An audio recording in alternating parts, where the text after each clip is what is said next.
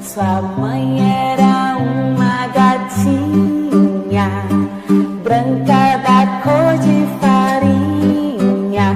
Seu pai era um gato grandão, preto da cor de carvão.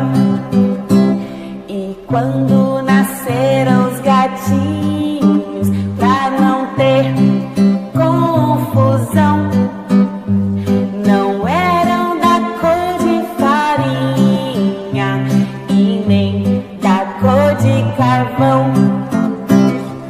A natureza tão sábia, vejam só o que ela fez. O gato nasceu branco e preto, o gato nasceu xadrez. Era uma vez um gato xadrez. Quem gostar dessa história, que conte outra vez, que conte outra vez. Era uma vez um gato xadrez. Quem gostar dessa história, que conte outra vez.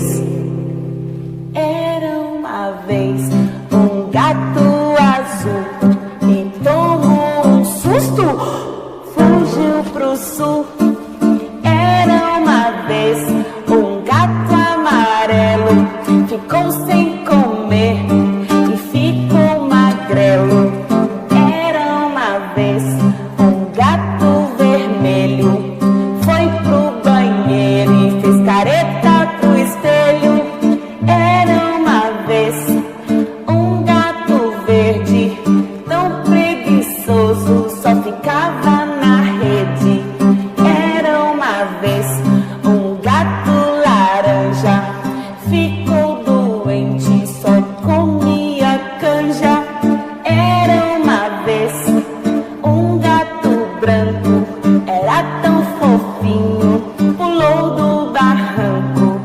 Era uma vez um gato preto, tão atrevido, pulou no espeto.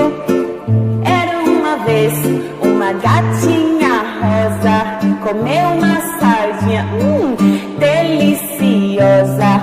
Era uma vez um gato marrom, viu uma gatinha e fez rom-rom. Era uma vez um gato colorido, era tão divertido e tinha muitos amigos. Era uma vez um gato xadrez.